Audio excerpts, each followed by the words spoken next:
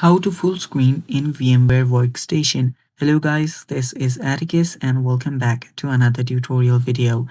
In today's video, I'll teach you guys how you can go full screen in VMware Workstation. So without any further ado, let's dive right into it.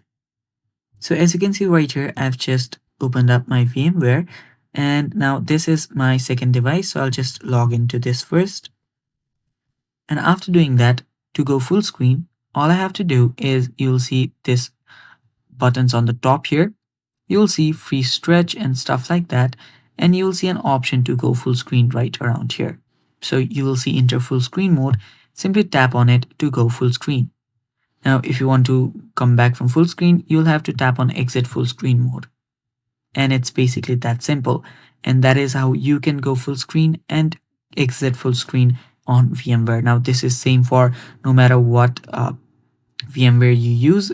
You can just use different OS. You can do this on Ubuntu, you can do this on Kali, you can do this on Windows, whatever OS you're using on VMware. All you have to do is tap on this enter full screen mode right here and then enter the full screen. And it's that simple.